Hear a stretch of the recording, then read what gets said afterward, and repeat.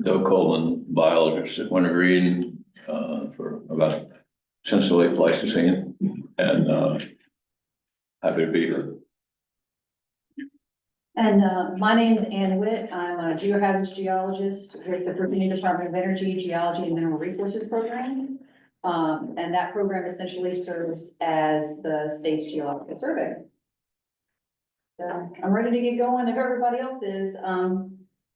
Hopefully folks online can hear me. I'm probably gonna walk around a bit for the folks in the room, and I tend to wave my arms around a lot, but I'll try to keep it to a dull roar. So the first half of this presentation is gonna be just the nitty gritty of the maps. It's not gonna be particularly technical. So if anyone wants to dive out after that, I'll tell you when I'm gonna start to get into the more technical portion of that. So that'll probably last about 15 minutes. The remainder will probably last in the 30-minute range, and it kind of will get a little bit technical, but again, if you have any questions, just let me know. So I'm going to be presenting these new landslide susceptibility maps for Albemarle and Nelson County that we just turned into VDEM, the Virginia Department of Emergency Management, in September. So this was part of a grant, two grant projects actually. They were pre-disaster mitigation grants that we received from FEMA and VDEM. They supported one full-time grant-funded position with us. So a geologist was funded for 3 years. I was cost share or match, my salary was on that grant. And the goal was to create landslide hazard maps for both counties. So the first grant covered the western part of the counties, and you can see that in the purple hatched area. And then the second grant funded the rest of it. Sort of the first half was kind of a proof of concept that we could produce something that VDEM wanted to see. So we delivered the first half in March of 2022, and we delivered the final maps last month. So just a little bit of background for those who are not as familiar with why we chose to do these. Both Nelson and Albemarle County were affected by two major rainfall events in 1969 and 1995, which generated thousands of landslides, essentially. So the USGS, the U.S. Geological Survey, produced a few inventory maps, one specifically in the 90s for the Livingston area in Nelson County, which was great. It was an early GIS product, and it was really good, but it was a little rudimentary. We felt like we could do better. USGS also did an inventory area of this 95 event in Albemarle County, and that's what you see in the far right. And again, this was an early GIS type product. And we have better technology now that can allow us to see these landslides a little bit better. By the way, that 1995 event basically went down into the reservoir there and reduced its holding capacity. So that's why I was particularly interested in that one. All right, so the project essentially had 4 phases. We did remote sensing of both modern and prehistoric landslides in the study area using LiDAR. If you're not familiar with LiDAR, that stands for light detecting and ranging. Basically what it does is it removes all the vegetation, and you're allowed to see the Earth's surface in incredible detail. It has revolutionized landslide mapping for all of us who do it, the very limited amount of people who do it in the United States. It just allows us to see things so much better than we ever could before, better than aerophotography, better than topographic maps, anything like that. And I'll show you a lot of examples of that throughout this presentation. So that was really the first step. We went through and sort of did a desktop exercise to identify these things. Then we went out into the field and actually field verified a portion of them. The LiDAR is so accurate, we don't need to do as much field verification as we used to. So it's really greatly improved our efficiency in doing these types of maps. The next phase was the susceptibility modeling and mapping, and I'll go through exactly how I did that. And then presenting all these products to the public. So this is, I don't know, 5th or 6th presentation I've done on them. So, but you guys are really our customers, the planning districts, emergency management, the counties. This is who we really did all this work for. And of course, the citizens of the 2 counties. So the deliverables, that everyone can get are a set of PDF maps. If you're in the room right now, they're up on the wall behind me. They're a set of 3 maps, GIS data and metadata, a user's guide, which I have several of these users guides here with me in the office here, in downloadable materials on how to use the maps. Basically takes you step by step through it. And then we have a project webpage and a GIS web map that folks can get to. So the main products were 3 maps. The maps are designed to be used together. The first one is an inventory map. It's the basic of any landslide hazard project. So that basically shows where landslides have occurred in the modern and the prehistoric past. The second map is the susceptibility map. That shows where landslides might start if they were to occur in the future, generally during a heavy rainfall event. So what I mean by that is historically 5 inches of rainfall in 24 hours is the threshold where we start to see hundreds of landslides occur. That is the base threshold that we work with the National Weather Service, so they start putting landslides into their flood warnings. So what happened in Western North Carolina, once they hit that threshold, they put them into the flood warnings down there. The final map is the landslide pathways map. That shows where landslides, if they were to start in the landslide susceptibility high or moderate hazard, where they would travel, where they would inundate, where they would go. So really the maps are meant to all be used together to inform the susceptibility of landslides in this area. So the GIS data is a little complicated if you're not familiar with GIS. I'm not sure how many of you are, but we basically have information related to the inventory, which is this slope movement geodatabase, which is right in the middle. A lot of county features and stuff like that that go into actually building the map out. I have a geodatabase for susceptible infrastructure, so I was particularly interested in what we had in terms of critical facilities and infrastructure that may be in the pathway of future landslides, so that's what that is. I'll go into detail about that later. Obviously the susceptibility mapping and then those debris flow pathways where those landslides might travel. So all of that is available as basically ArcGIS files, geodatabases, and I have maps built so that you can basically load them up and view them in ArcGIS. So to do that, you would use these PageX files, these PAGX files, to see the GIS version of the maps if you have an ArcGIS system. I have a web map too, so if you don't have that system, you can also view them without it. And then I have a set of LYRX extensions to help you symbolize them correctly if you choose not to use these PageX files.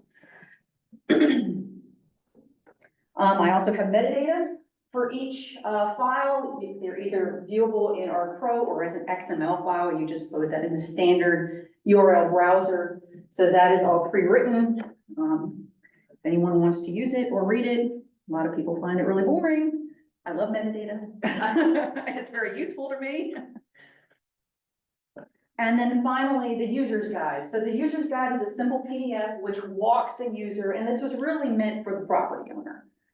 It walks them through each one of the maps.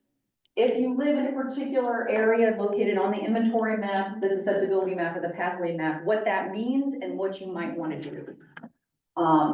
So again, I have some here if you want to look at it, but you can download that through our website. So this is our website, and I will demo this in just a second. It's a standard URL, FEMA landslide. If you're looking for it in Google, it will come up. And embedded in that, we have a web map where you can get that separately and ingest it into any of your GIS web maps. So here is let me see if this will come up. This will be amazing if it does. And it's just sharing that, isn't it? You might just have to reshare your whole screen. Okay, bear with me, folks.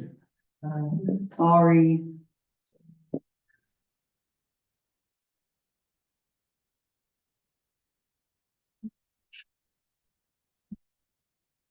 All right, here we go. So this is the landslide hazard map webpage that we have up on our website. If you go down here, it tells you a lot about the project, about Hurricane Camille in Nelson County, about why we did this, all that good stuff, a lot of the stuff I just talked about. And down here is the web map. So if you just click on this, it'll show you, whoop. You zoom in here, it takes a while to load, it's a lot of data. I can get back up here in the Livingston. And here it is. You can zoom into your heart's content and look at it. So what is the yellow? So the yellows is, okay, good question. The yellow dots are where landslides start. They're at the headscarf of a landslide. The purplish pinkish things are the outlines of modern landslides. In this area, this is 29 coming into Livingston. These are all associated with Hurricane Camille. And the pumpkin colored orange things, those are prehistoric landslides where we have accumulations of unconsolidated landslide material over time, which generally are going to be multiple landslides over geologic time. Yeah, and I'll go through all that too. I'll show you lots of pictures. So the deliverables, if you want to download the data, it's at the bottom of the page under the web map. You can download the GIS data, the maps, they're all here. And then outreach materials, which includes this presentation that I'm giving today, is in that outreach materials zip. So everything you see is available there. And then we have some more resources, references, stuff like that at the bottom. All right, so I'm going to go back to my presentation here.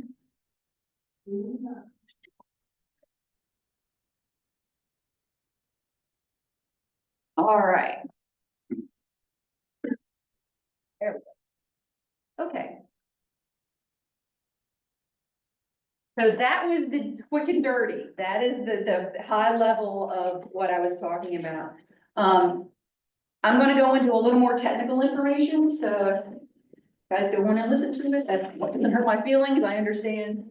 So let's get into it. All right. So the inventory map. So for those in the room, that map right there on the far right. The map is available as either a PDF or as a GIS map as what's called a page X. You would just double click that in ARC to open it up. And within that, to make this map, I have a geodatabase called the Slope Movement Geodatabase, GDB. It has GIS layers for what I'm calling process points. That's where landslides initiated. Slope movement outlines, so that was those pink tracks that we were looking at earlier where landslides went.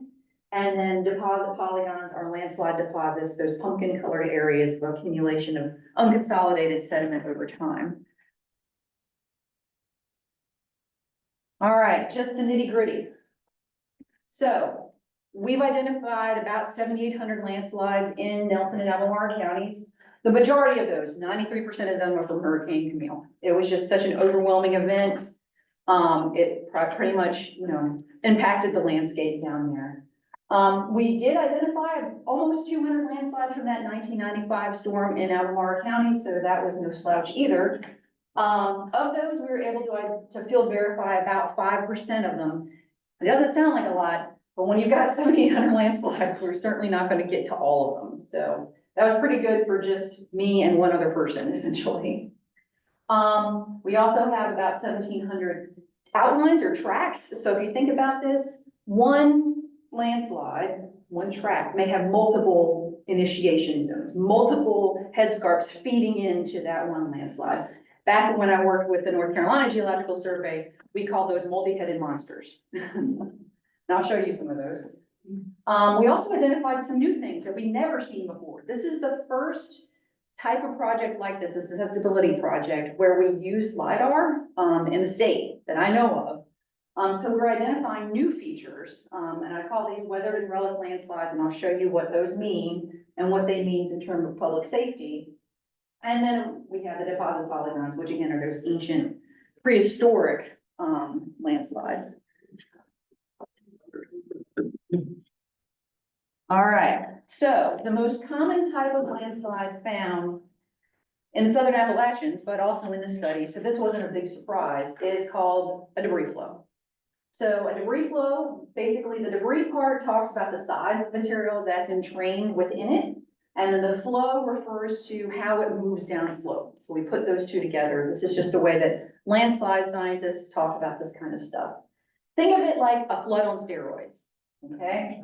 So they tend to have a prominent scar at the top of the hill where the dirt has broken away from the hillside. Sometimes the bedrock is exposed, sometimes it's not. They tend to have a long, narrow track that follows usually pre-existing first order drainages downhill. And then they usually have a prominent fan at the bottom, so an accumulation of material after it has failed. These are really the most dangerous type of landslide that we have in the Southern Appalachians. And unfortunately, this is what impacted most of the people who live in Western North Carolina 2 or 3 weeks ago. Which, by the way, I'm helping the USGS with that response. So, I'm doing some emergency mapping for them. So, we're mapping structures and roads that have been impacted by landslides right now. That's happening now. So think of them, they have the consistency of wet concrete essentially when they move down slope, but they're also training cars, trees, all sorts of stuff. All right, and this is exactly what we saw in Nelson County during Hurricane Camille. These are 2 landslides. The one on the far right, I know was in Davis Creek, but notice they have a very prominent headscarp at the top, a narrow track, and then an accumulation of material at the bottom. And they basically wipe out everything in their path. And because I'm working on this, let's see if it's gonna work. There we go. There we go. Yeah. Not working very fast, is it? So this is, not working great, but this is a debris flow that occurred during Hurricane Helene just 2 weeks ago in Watauga County, North Carolina, which is where Boone is located. So that's where App State is. You can see very narrow track. What I really want you to notice is how abrupt the changes between total destruction and nothing. Notice that as we're going below these houses, some of these houses were impacted. At the very toe, which is the bottom of that landslide, the person who lived there said it came within 3 feet of his house, but it did not impact his house. Took out these people's driveways. Now we're moving upslope in this video. Notice there is a first order stream, so it's following a first order stream uphill. We're going up to the headscarp now. And my colleagues with Appalachian Landslide Consultants were concerned about this one because up at the top, which is where everything broke away, we noticed that there may be still material left at the top that could fail. And that's a problem for first responders, for people who may still be in those properties. They need to know about where these things are happening and if there's still susceptibility associated with this. So here we are, we're getting to the top. You can see a very abrupt break in the ground surface. And here you can see what I'm worried about, sort of this overhanging soil material there at the top. So that just happened, but that is exactly what happened in Nelson County during 1969, those type of features. The second most common type of landslide in this area are called debris slides. So instead of sliding, or instead of flowing, things are sliding downhill. So slides can either be translational and that they translate down the slope, or rotational, like a big U underneath the surface. So they tend to be short and stocky, whereas debris flows tend to be long and narrow. And these are 2 that we saw out in the field. So this is debris slide in Albemarle County from the 1995 event up near the reservoir, near Shenandoah National Park. You can see it has a U-shaped headscarp. So this is right at the headscarp. There's a person there for scale. And I know this is a little older because I can see the young trees that are growing within it. So that tells me a little bit about the age. And then on the right, you have that rock slide from US 250 in Albemarle County that shut down that road for a while. I helped VDOT. I went out and took a look at that, and we walked up to the top and to see what was still up there, if it could potentially be impacting the interstate. They were really worried about that. And the good news was it wasn't, but there's a lot of geotechnical things that go into why this failed, which is another presentation, but it's just another type of slide. That was not specifically caused by rain, it was other combination of things, is that what you're saying? It's a combination of the geology. So you can sort of see here, for the people that are not in the room, you can see my pointer. Whoa, whoa. Right now. If you could see where my pointer is, you'll notice that there are these cracks that you can see on the surface. So that's what we call in geology, the foliation is daylighting into, so this little talk, into the road. So think of it like a sliding board, and the layers are made so that the layers of the geology are basically sliding down towards the road surface. Then you have another set of cracks which are facing us, and you can sort of see that flat surface in here that's kind of parallel to the road. So all of that, the geology, the cracks were sort of in the right direction. We had freeze thaw. So it wasn't necessarily a heavy rain event. It was a combination of freeze thaw and rain. It was a wet spring that year. And all of that just all together made it more susceptible to failure. Apparently this one had been on their radar, on VDOT's radar. It's just, it decided to fail that day. Sometimes nature is not friendly. The nice thing is, VDOT shut down 250, so we actually hiked all the way up and down the road to collect information about other landslides. So all that's on the map. It's really hard to do work on a major road like that, and when cars are whizzing by, so. And are you gonna point out that bent tree in the middle of the left slide? Which one? The indication that the slope is still moving? This one? Right in the middle, yeah, because it's right in the middle of the slide. Okay. You see how that tree is bent? Yes, so, so we call those pistol butted trees or bent trees. So if they look like they're kind of got a pregnant belly, at the bottom, that is an indication that the slope is moving slowly downhill. So those are something that we look for on slopes too. So this one is in the middle of a headscarp, so we know it moved, but that material is probably not particularly stable right now. So it is slowly progressing down slope. So if you think about it, tree slips down and then it doesn't want to be tilted. It wants to go back up to the light. So it grows back up to where the light is and it causes that curve at the bottom. So that's something else we look for. All right. So again, I've been working on all this stuff in Watauga County. This is a debris slide in Watauga County again, from Hurricane Helene. Really worried about those houses at the bottom. They've probably gotten their back end taken off.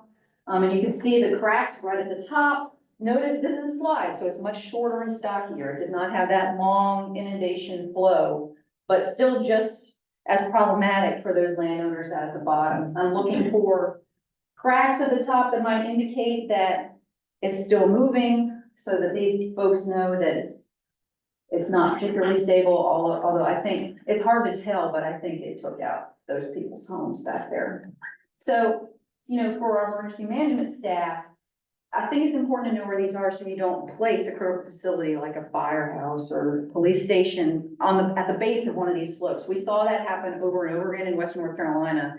And, you know, during a hurricane, having that critical facility not able to respond because it's been taken out by a landslide, it's not great.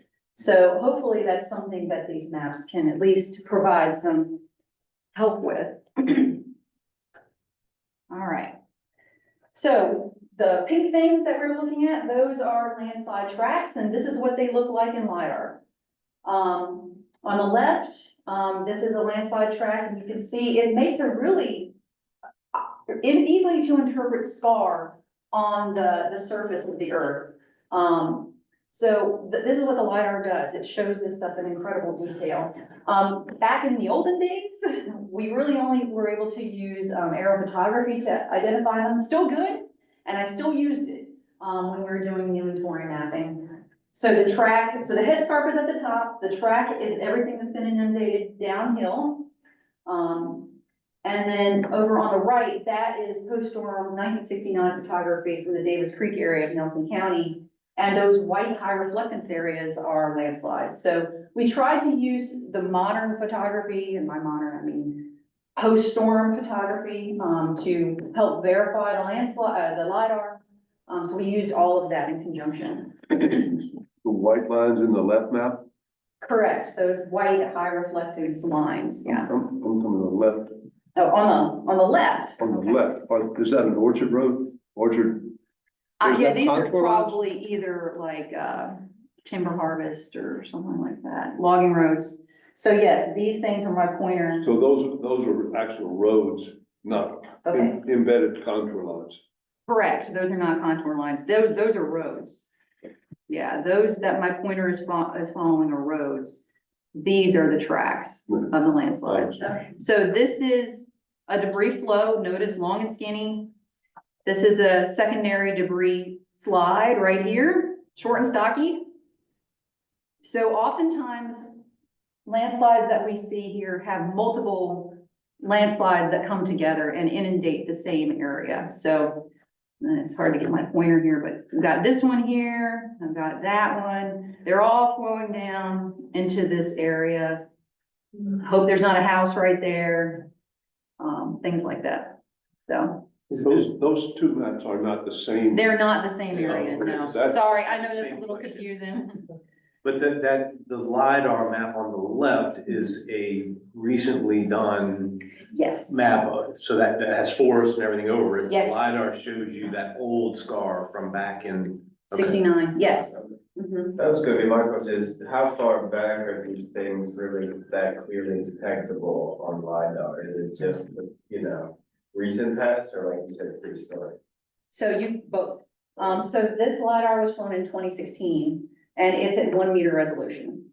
So every pixel is a meter and yeah, it removes all the forest and everything else from it. So we can see underneath the trees, which is a big help. And you're looking at scars that were created 50 years earlier. Yes. And to verify that, that's why we use the aerophotography post-storm to verify that those are indeed from 1969. With the LiDAR, can you tell the difference between a young and an old? Yep. Yeah, wow. You're getting ahead of me, but yes, we'll look at that. You sure can. And that particularly white area that goes down the left side of what is that? Top of the ridge. This, Yeah. that's a ridge. And why does So it this show is up all that way? uphill. So this is what's called, I call it a slope shade. So this is essentially a slope map that's been false colored. So everything that's white or light color is flatter and everything that's dark is steeper. Okay. Yeah, so they have, a lot of people use shaded relief maps to view this stuff. I find that slope shades or these slope maps show things up a little bit better, so. Did you say that's the ridge line? Yes, that white thing at the top is the ridge. Probably where rocks is closer to the surface too. Probably, yes. Mhm. So the soils generally in both Nelson and Albemarle County are thin on slopes like these. Everything's thicker down in the river valley bottoms. All right, so one new type of landslide we've never been able to see before is what I'm calling a weathered landslide. So what I think this is these are old landslides. They tend to be a little smoother. They still seem to have a headscarp area. And they have a toe, so you can see sort of this foot down at the bottom, but everything is a little more muted. It's a little more smoothed out. So I can identify that this had some sort of headscarp in the past. But I can't associate them with a storm event. So I don't know how old they are. They may be over 100. It's hard to say. Now I will say there's my pointer. This little thing, that is a modern landslide that has occurred within this thing. So I think it's kind of important to know where these are. So these are all in the inventory. And then they don't look like much in the field. Over on the right is one in the field. I think this is in Albemarle County. So they sort of have this weathered concave headscarp and piles of boulders, but they just sort of look like hummocky material on the slope. It was really the LiDAR that allowed us to even identify these things. And then we have what I'm calling relic landslides. These are even older. So we're going from the very modern to older and older as we go through. These sort of have this hummocky, I call them mashed potatoes look on the LiDAR. So this is outside of the gatehouse for Wintergreen. I think Dick and Doug, you've been here. You've kind of hiked up in here. Yeah. So obviously there's no headscarp anymore that I can tell. We have never seen these before, so this is the first study where we've ever identified them. So I think they're probably related to old rock falls that have now started to weather away, kind of like ice cubes in your drink. But these are gigantic piles of unconsolidated bouldering material, probably not the best place to site a house. This is what they look like in the field. Again, these kind of scattered boulder-sized, hummocky piles of material, and sometimes you don't even get that. There's one that's over in the reservoir area, that's really easy to identify on, the LiDAR, but you really can't see it in the field at all. So we were probably tripping over these as we were geologic mapping and not knowing they were even there. You run across any of those that, you think might have moved again in 69? Yes.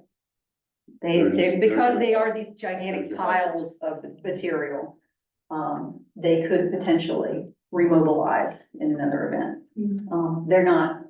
They're stable for right now, but I can't say that they won't always be stable, you know.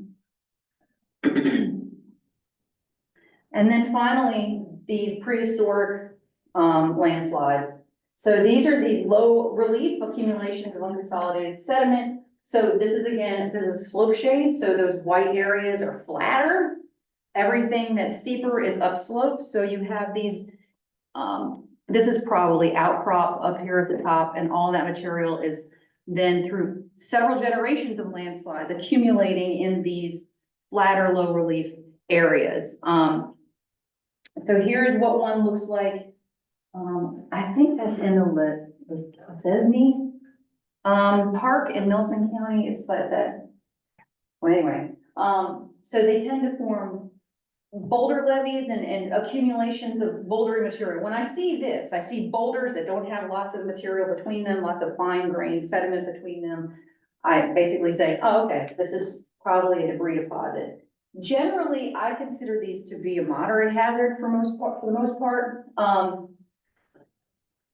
Most landslides, if they're going to develop here, are going to develop along those first and second order streams. So otherwise, they're great. They're flat areas that people want to build on. They want to build pasture in these areas, and that's usually what they're used for. But if I was going to build a house, I'd probably build it away from this first order stream, just set it back a little bit, and you're probably okay. Sometimes landslides can pop out of those streams, so that's why I consider them to be a moderate hazard. But if they're going to come down, they're going to come down from these high, steep areas up here. So this is what the inventory looks like, and yes, I'm going to pick on wintergreen. So this is wintergreen up here. This is a really large deposit. So again, accumulation of multiple landslides over geologic time. Anything pumpkin colored is an ancient landslide. And then all the dots that you see, those are landslide headscarps. The pink things are modern landslide tracks. If you see a green halo around anything, that means that we feel verified it. We actually put boots on the ground there. All right. So the inventory map is probably the most robust inventory I've ever done. This is my now 5th countywide landslide map that I've completed. And because of that, we can do a lot of statistics on that data. Basically statistics on slope, aspect, elevation, geology, all that stuff. And so all of that information then helps us constrain the susceptibility modeling, which is the next map I'm going to be looking at. And hopefully it can also provide information to planners and emergency management about where past landslide activity has occurred, because where past landslides have occurred, they are likely to happen in the future. So one of the most useful things I think that has come out of this is I have 7,800 landslides. I can look at where each landslide started on the Earth's surface and look at the slope. So what I've found is that you can see the majority of those landslides start on slopes that are 44 degrees. That's steep. That's really steep. If you were trying to walk up it, you'd be on your hands and knees. Now, the standard deviation of that is basically between 37 and 51 degrees. So I have a humongous cohort of 6,000 landslides that occur on slopes between 37 and 51 degrees. But I think probably the most useful thing we found is that the majority of landslides, the majority of that data set tends to start on slopes greater than 25 degrees. So that's where we're basically seeing things start. All right, so all of that inventory information goes into then the susceptibility map. So that is this map behind me, the kind of Christmas colored one with the green and the red and all that. So again, it's available as a PDF map or as a GIS map. The susceptibility map is a raster rather than points, lines, and polygons. So that is all in the susceptibility geodatabase. Again, I highly recommend that if you want to view these in GIS, that you use the GIS files associated with them so that they'll display properly. So there's a lot in this geodatabase. There are several parts that go into actually creating the susceptibility map, including the different rasters that go into that, and I'll show you how all that worked. And then the landslide points that were used in the susceptibility analysis. So this map shows where landslides, like debris flows and slides, might start on natural slopes. And usually, or in Southern Appalachians, what triggers these is a heavy rainfall event, like a hurricane, or in the case of the 99-95 event, a strong thunderstorm was what caused that. So heavy, high-intensity rainfall. So whether that be 5 to 24 hours or just a few inches in an hour, those type of things can trigger multiple landslides. So we took the data from the inventory map. So information about where landslides started on the ground, topography, the geology, and the soil, and used that to figure out where landslides were most likely to initiate. So the dark purple and the pink colors indicate a high or moderate hazard. So dark purple is high, pink is moderate. And the green colors indicate that generally the area is considered stable based upon the input parameters of the model. So less likely to generate landslides. So this is what went into it. Taking that whole inventory and doing a spatial statistics across it, we found that bedrock geology, soil texture, so that's like, is it a loam? Things like that. Elevation, so this was new for us. We did not, because we have such a robust inventory, we found that elevation actually seemed to influence where landslides tended to start. Topographic curvature, so that means if things are in like a hollow, so a concave surface rather than a convex, so a hill slope. And then slope, that 25 degrees of slope. All that went into the susceptibility model. So basically, we took each of these rasters, I gave everything in those colors a 1, and lay them over top of each other and sum them. Added them together. So this is on the map, but basically these are all the parameters. Now I weighted topographic curvature and slope higher. So instead of giving those a 1, I gave topographic curvature and slope a 2 and 3 and slope a 3. And that's because we know from lots of other studies that those two factors tend to influence where landslides tend to start across the board. Those are just more important factors. So all of these were then summed together. So values of 1, 2, and 3. Told you this is getting a little technical. I'm trying to keep it to a dull roar here. And this is what the output looked like. So this final raster has values between 0 and 8. 0 being stable, 8 being high hazard. So the higher your numbers get, the higher your relative hazard, and the higher likelihood of landslide initiation. And this is wintergreen. So I think the map is telling you what we kind of expect. These steeper areas are where landslides are more likely to initiate. The dots are landslide headscarps that we saw earlier. So same from the previous map. So statistically, this is how it all came out. Good news for everybody. About 92% of the study area is in green, is in stable. So I think that's pretty good, which means we've got about 8% of the study area that was in either high or moderate hazards. Now, what I'm most interested in is capturing the most amount of landslides in those high stability zones, because otherwise I can make the whole thing purple and I'd say I captured all of them in the high stability zones. What I want to do is have a high density of those landslides captured in those high and moderate hazard areas. So that's what the two graphs on the right and the left talk about. So what I have is I have 62% of my landslides captured in high hazard, 33% in the moderate hazard. So basically we captured just about 95% of the landslides in either a high or moderate hazard zone. On the far right, that talks about the density. So I have 126 landslides per unit area. So that's a high density of landslides within the study area captured in a high hazard zone. So that's good. That's what I want to say, that most of them are captured in a small percentage of the study area. This is kind of validating your data or your methodology. Yes. Basically, you're saying, Yes. and historically, Mhm. have they occurred in these areas where I would in the future predict that they might occur? Correct, Okay. yeah. So we're using the Okay. past to inform the future, essentially. Yeah, Thank you. sorry. No, it's good. Okay. So, I mean, the whole point is we're not trying to scare people. We're trying to figure out where areas are most susceptible. And I think this worked pretty well, actually. Maybe a little bit better than the maps that we did for Western North Carolina. But I have better technology now. I have better LiDAR now. The data we used for Western North Carolina was 6-meter LiDAR. This is 1-meter LiDAR. So I think this made a big difference. Also, having a really robust inventory made a really big difference. All right.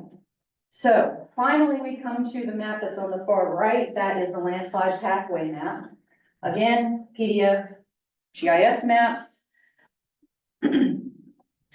This also has a geodatabase of infrastructure that is within these pathways. So dams, electric lines, fire rescue, rail, et cetera. I'll go through all those statistics with you. So basically what this map shows is that where landslides, if they were to start in those purple and pink areas, where they may travel during a heavy rainfall event. So because landslides like debris flows, have high water content, they can travel long distances. So again, we use the inventory to inform this map. The way that we did this was I generated flow paths from each one of those pixels in the purple and pink.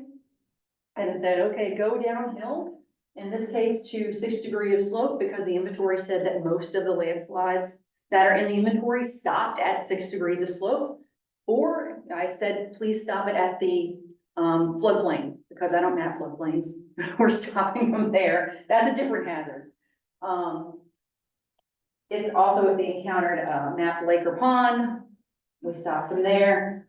Trying to map landslides and how they overtop dams is a whole other program. So, and then if they stop them at the base of cut slopes.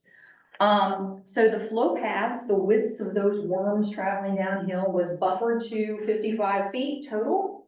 And that's because that is the average width of all of the landslides that I mapped in the inventory. So again, inventory is really important. It was stopped at the floodplain because it would likely stop there. It's because now it turns into a flood hazard, which is a different map entirely. So Because there would be a flood going, likely. probably, Going yes, on at the same time, so Yes, you did not map exactly. where it might go from there. correct, yes. But its path would likely change, I guess. Right, depending- yeah. Okay. Then it turns from debris flow into flood. So you're adding so much more water, it changes the dynamics entirely. Okay. Yeah, And hopefully nobody's built there, right? well, at least those people might have flood insurance, so. Yeah. All right, so this is the results when I took all those landslide pathways and said, okay, for infrastructure, where does it impact? The good news is I don't know what you guys did in Albemarle and Nelson County, but you really don't have any critical facilities that are really within the potential pathways or known debris flow pathways are those landslide tracks, the modern landslide tracks. I try to keep the colors the same. The pumpkin colored ones are the prehistoric. Again, that's considered a moderate hazard. So we only have one police station and fire station, and I think they're the same thing. I think it's the wintergreen fire station that's in an area of debris flow past activity. So again, that's a moderate hazard. We do have 3 dams that are within a pathway, so that's might be something to take a look at. And then this has the percentage total of roads and railroads and electric lines that are within those pathways. So, and then have total pathways on the far right is 5.1 for roads, 1.6 for railroads, and 4.9 for electric lines. So overall, not terrible. This is what it looks like zoomed in. This is wintergreen. Again, purple, you should be used to these colors by now. Pumpkin colored are the ancient landslides, the pink colors are the modern landslides, and then there's green, the seafoam green are where we failed everything from the susceptibility map. So that includes all of that, okay? So if you were to overlay those 2 maps, you would see that all that pink and purple is underneath all of this green. Wow. And then where it would then travel if it was to fail. Now, is this gonna happen in every storm? Absolutely not. This would be like apocalyptic. Kind of like what happened in Western North Carolina. But that is where they would be most likely to go downslope. So, about 15% of the study area, keep in mind that includes what we mapped for the susceptibility map, is in some type of landslide pathway, either known, potential, or past. Those pathways will follow small drainages and streams. There are not a lot of critical facilities that are in those paths, which is great. We do have about 100 miles of road in the study area. So the idea is that during a heavy rainfall event, this is hopefully could inform emergency management to know that these are the roads that may be impacted during a hurricane like Hurricane Helene, if it were to happen here. So I have a bunch of slides of recommended uses, so hopefully this will be helpful. So the thing to keep in mind is these are done at a regional scale. They are not meant to substitute for a site-specific investigation or a survey at a person's home. They're not meant to be used at the parcel level. They're a regional planning tool, and they should be a starting place for further investigation. Hopefully they can be included in revisions to local and state hazard mitigation plans. Hopefully you guys will be able to include it in the next regional plan. Hopefully it'll help for that.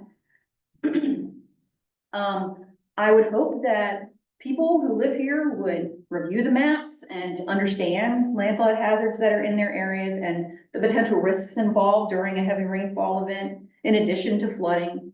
This may be something they might want to understand.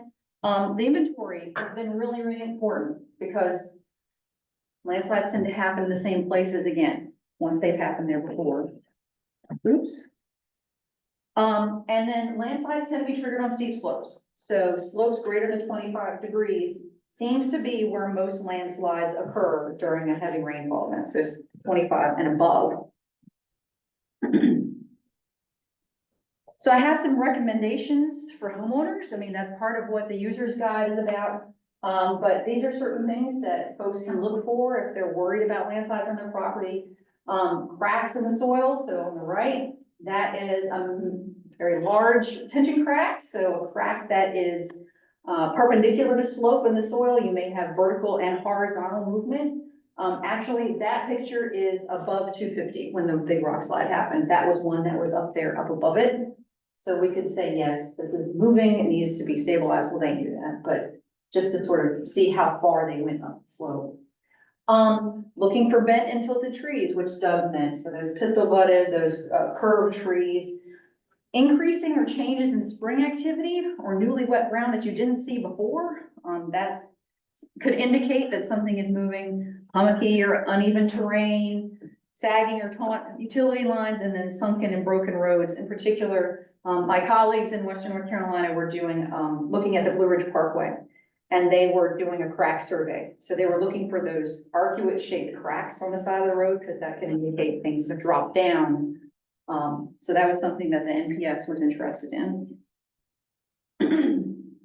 So be aware of changes, the soil moving away from your foundation, broken water pipes, separation of chimneys, doors and windows that are hard to shut. Yeah, we saw that a lot. So some recommendations, again, if you're citing a new structure, you might want to consider just a moderate setback. We saw in that video, just a slight setback really protected those properties. If you're going to be doing, building a new home or a shed or whatever from a stream or drainage. I know everyone wants to be close to that beautiful mountain stream, but maybe just, you know, building like a picnic table over there instead of your house right next to it would be a better idea, since landslides tend to inundate streams. Oops. Live trees strengthen slopes. Root stability holds slopes together. So we recommend that if you have steep slopes, you leave the trees on. Once you cut those trees down, you lose that strength in the soil. Now the good news is this is not as big a deal as it is out west. Our root trees grow back really fast. So once they're clear cut, things grow back and repair their root strength quickly. But if there's a steep slope, it's probably a better idea to keep the trees on it. I tell people, look around your house, look for downspouts and, surface water that's flowing towards your foundation. Make sure they're pointed away from your foundation, away from steep slopes, since water reduces the strengths of soils.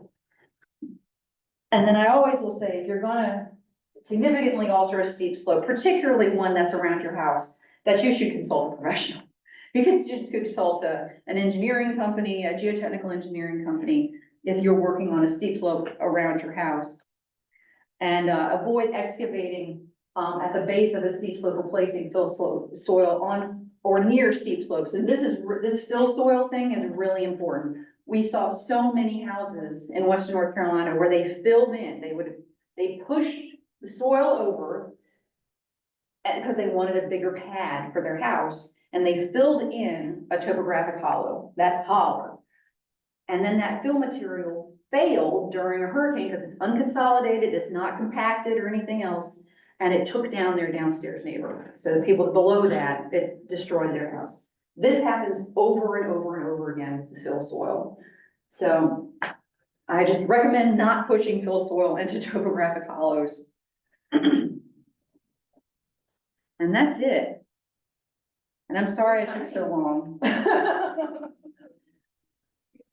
So please go to our website, download these products, tell me what you think, tell me if you have questions. I'm here to help. I know they're complicated. I don't expect any of you guys to have to answer questions about them. Send them to me. I'm happy to help. So, And is it possible for you to show that live shot of the re-avalanche? which one? The one where it actually started and flowed, so people can see the speed? I don't know if I have that on the computer here. Well, I just You wanted to showed it say in the thank letter. you for doing this for a part of our region. This is so interesting, and it's really cool that there's like such a cutting edge study that happened right here in Albemarle and Nelson. And you're just, you know so much about this, so thank you. Well, I hope that you guys can use it. I hope it'll be helpful with regional planning. Definitely, yeah. Great. We're gearing up for our next update, so Awesome. definitely we'll use this as a resource, and we can share the website and presentation with everyone. Yes, Thank yes, you. your taxpayer dollars paid for it, so yes. So just for you guys to know, so we have a BRIC grant now. So building resilient infrastructure in communities, I think I got that right, where we're inventorying the entire state now. So we've done Albemarle and Nelson, and we received funding to do a statewide landslide inventory. If you can believe it, we don't have one. We only have these pockets of data. So now this will do a first pass inventory. It's a tabletop exercise. It's not field related. So basically doing a first pass through the LiDAR. We have 1 meter LiDAR for the whole state. So we'll now have a comprehensive inventory for the whole state that will hopefully go into the state hazard mitigation plan. And we'll go from there. That's gonna come out in 2027. Very timely. Yeah, unfortunately, it is really timely. So, Well, thanks again. you're welcome. Is that an aggressive timeline? I mean, maybe, we might have to ask for an extension, There's a whole but, lot more real estate to look at. it's a whole lot more, but again, I've got Wendy and me to help, so. And we're just doing dots, we're not doing, polygons, so just where landslides, the head starts. things. I have a random question, since you mentioned head start, so there's all Sure. those factors that indicate where they're likely, you know, that sort of histogram looking thing. Mhm. But like on any given slope, like potentially there's steeper or just as steep places farther down the slope or higher up. Mhm. What usually is I mean, maybe that's an impossible question, but I'm just curious, because you see they sort of start at a certain point along the slope, and I'm just curious why there. So it's kind of a combination of what sort of went into susceptibility modeling. So we know that it has a threshold slope. We know that it has a threshold curvature. There's also a lot has to do with the underlying geology and the underlying soils. So those all seem to be factors to influence where they tend to start on the slope. At least are more likely to start on the slope. But you're right, it can be slightly a little different, and it is very difficult to model something on a regional scale, which some of these are very narrow, small areas.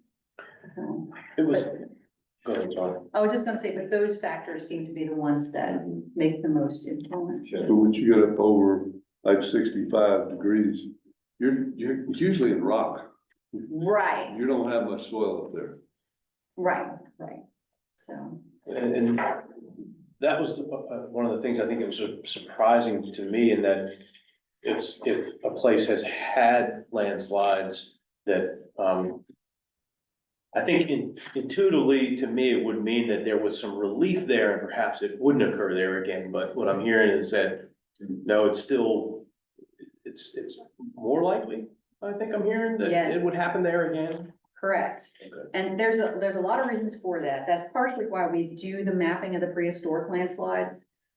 Because that means over geologic time, they've happened there in the past. Where we had Hurricane Camille, that immediate channel, maybe not. But there are other first order streams that feed into that channel that now you have an oversteepened slope at the base.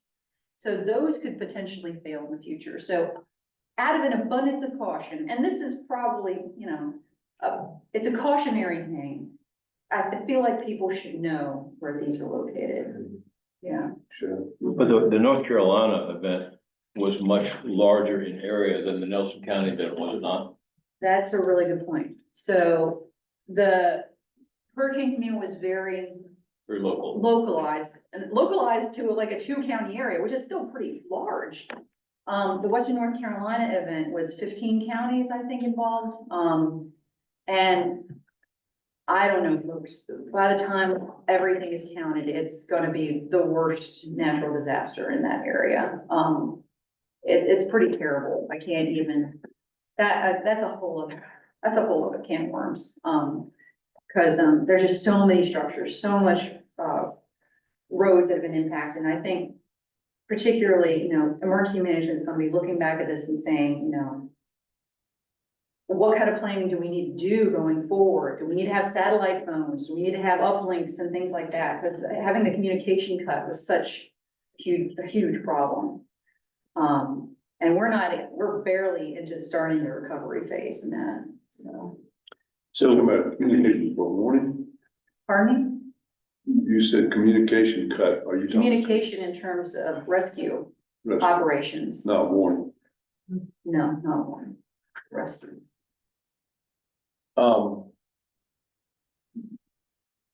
Can you say anything about,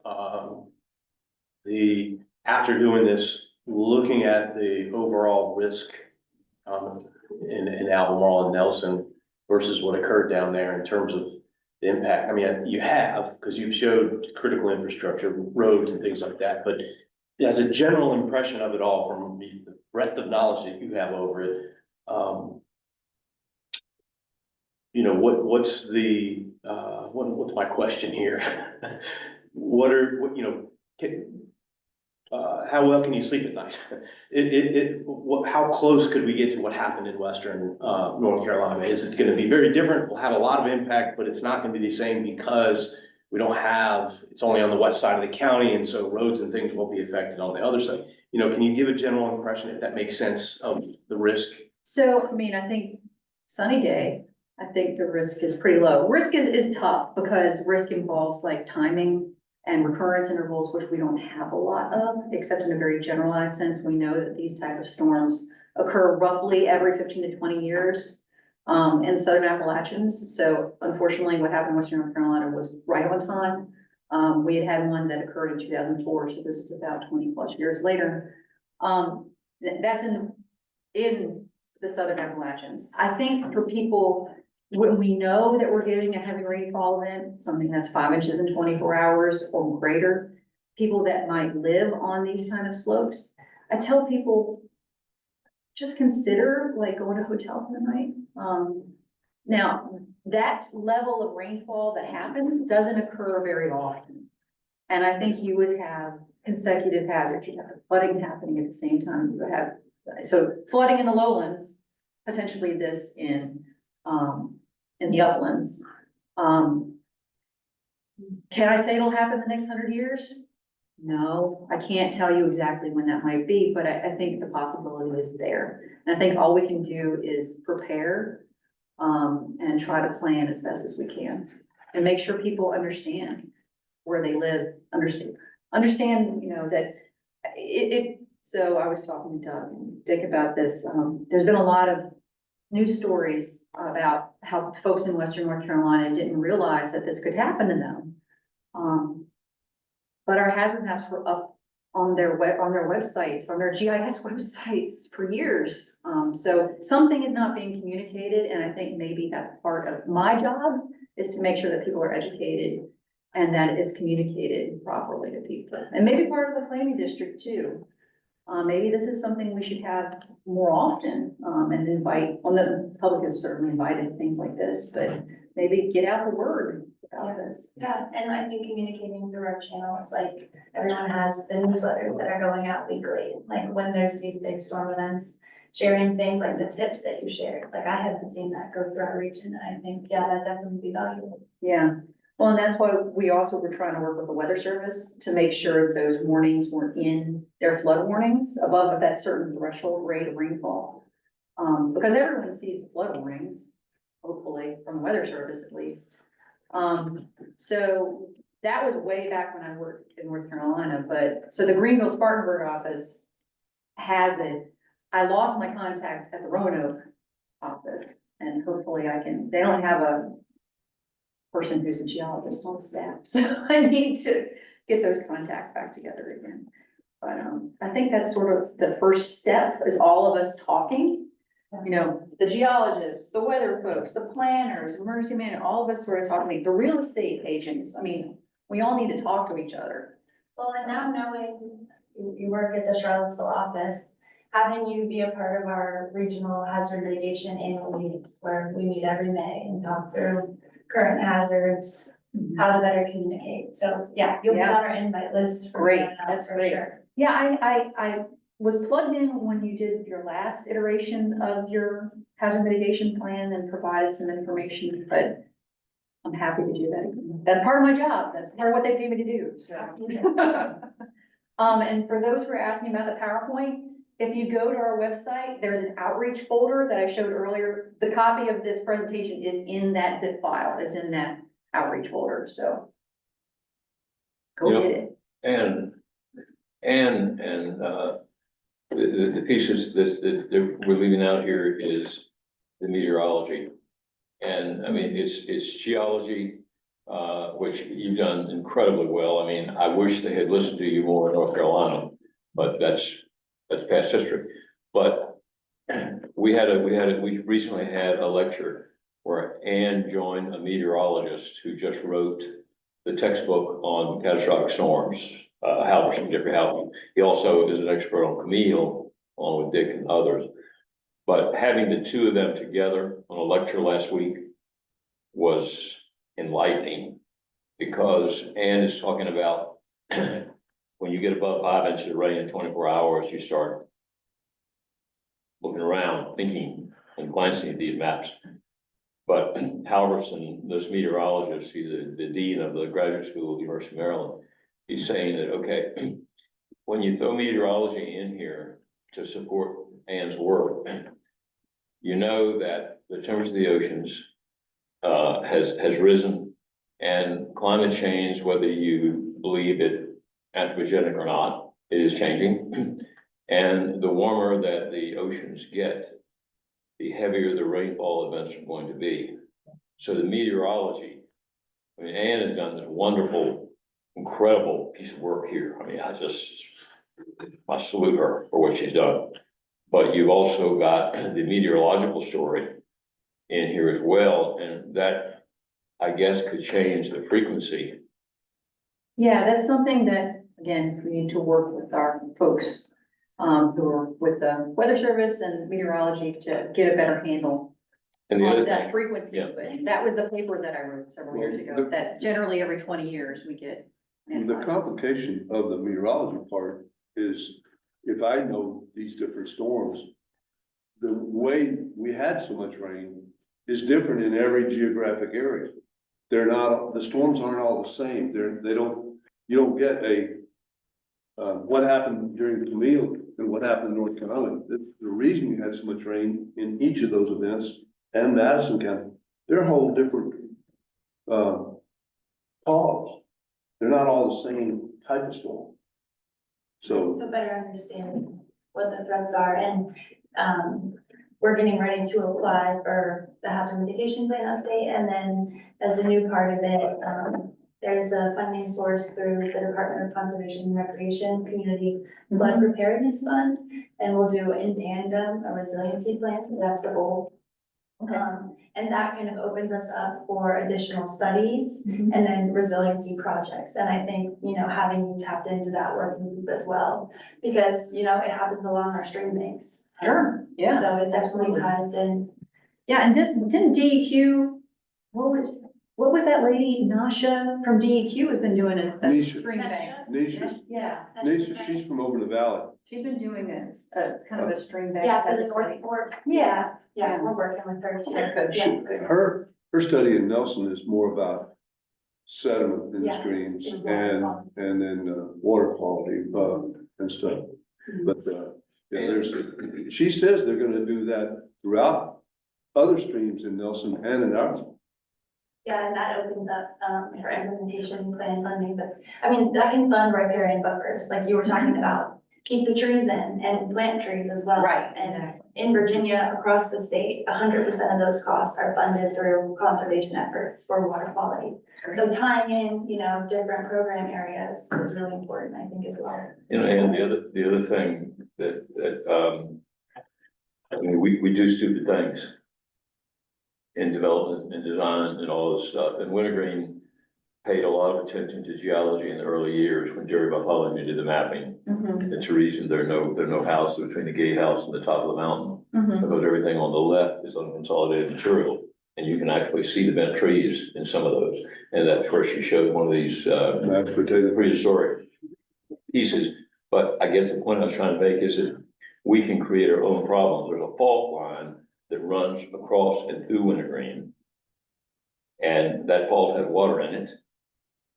And we know that from experience because test wells blew the tops off. So when and I'm probably speaking out of turn, and the resort would probably hate me for bringing this up, but it's history, it's public information. We dug into, made a tremendous cut in unconsolidated material along that fault line when we put in our tubing farm. Water came out of those fault lines that are in there, and a debris avalanche with no rain event, no major rain event, came right across the slope and almost killed people. So pay attention to what this lady says. You know, she talks about geology and unconsolidated material. There's also the geology in there. If there's a fault line that runs through all that stuff. And man comes along and modifies the drainage, Exactly, and then all of a sudden you got a hazard. exactly. And sometimes the mistakes we make are more predictable than the weather.